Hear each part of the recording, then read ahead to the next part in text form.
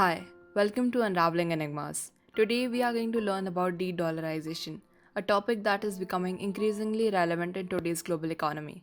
With the US dollar serving as the world's dominant reserve currency, many countries are starting to question the risks and limitations of relying too heavily on the dollar for international trade and investment. In this video, we'll explore the concept of de-dollarization, the reasons behind it, and the potential impacts it could have on the global financial system.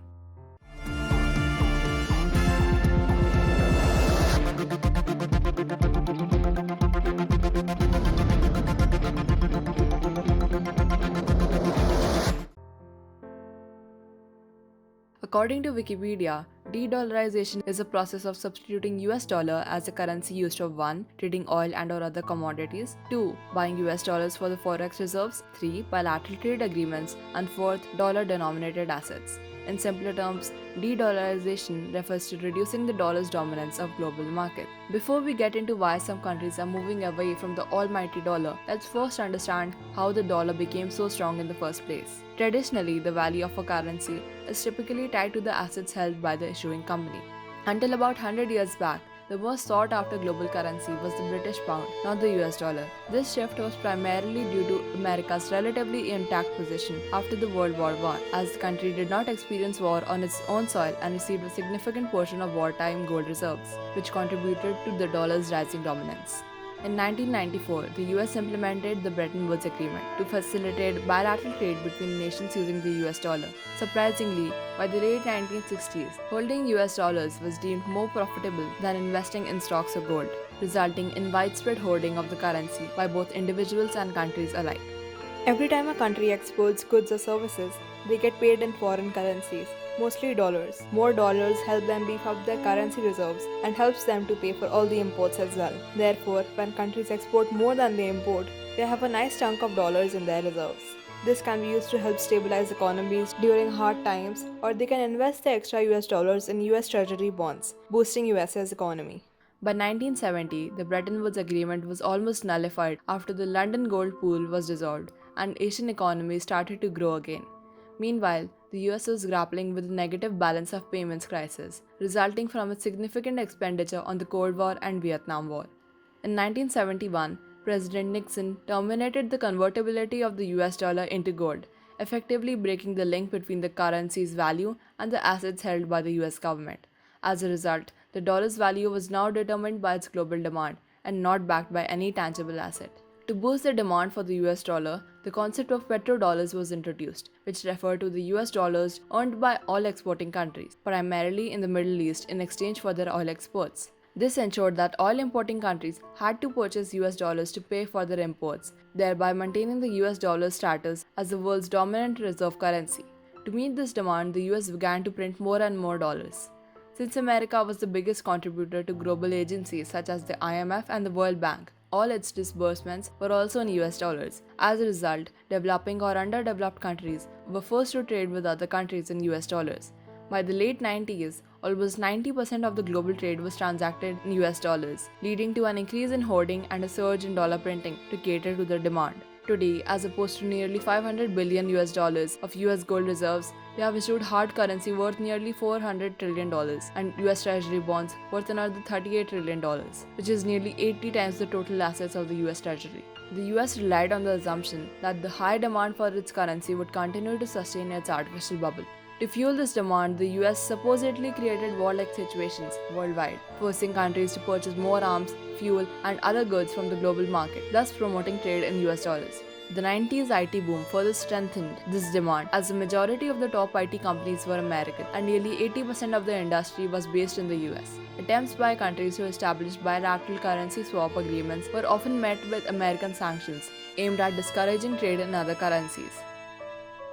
Since 2014, when the US imposed economic restrictions on Russia and created roadblocks in its trade into US dollars, countries started thinking of alternatives to avoid the use of the US dollar.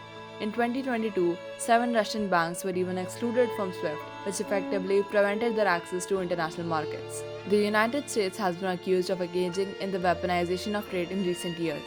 using tariffs and other trade barriers as a means of advancing its political agenda and gaining leverage in negotiations with other countries.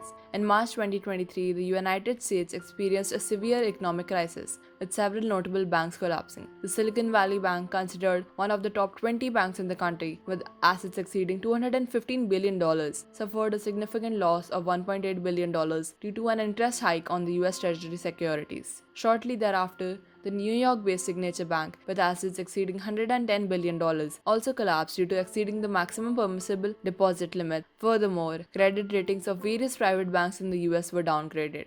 The first week of March saw another institution, Silvergate Bank, which dealt in cryptocurrencies, failing due to liquidity issues. These banks share a common reason for their failure, which is closely tied to the interest rates on US Treasury bonds. As the global demand for the US dollar declines, so do the values of these bonds. To keep them afloat, banks have no other option but to offer higher interest rates, which further deplete their liquidity. The American dollar, once considered the only currency for global trade, is losing its luster and being replaced by other currencies. Concerned about America's control over the global financial system and its ability to weaponize it, other countries have been exploring alternatives to diminish the dollar's dominance. In response to economic sanctions imposed by the United States and other Western countries following Russia's invasion of Ukraine, Russia and China have been collaborating to reduce their reliance on the dollar and establish financial system cooperation. Since the invasion in 2022, the trade between the ruble and yuan has increased 80-fold.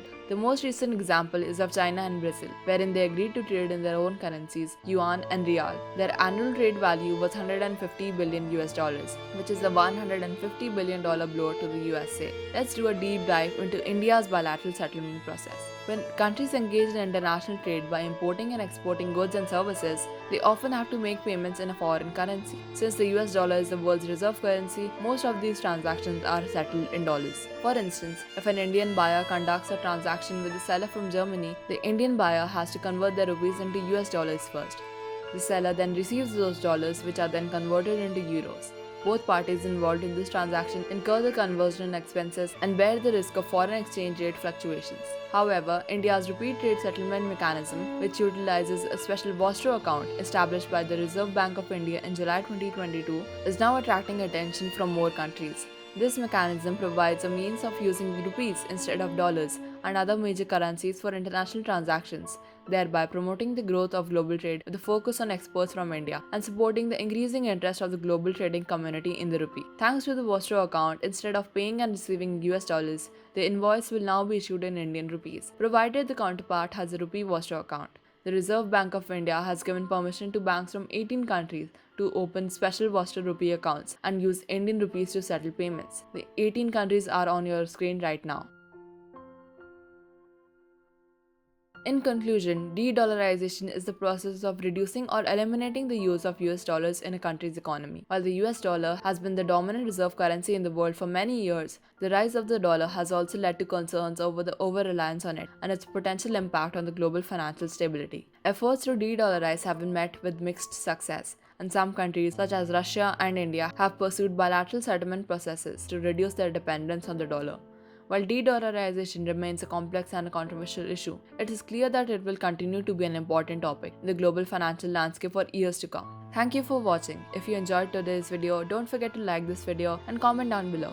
Check out my last video on the role of the World Bank in global economics to learn about the important financial institutions of the world. Don't forget to subscribe and see you next time.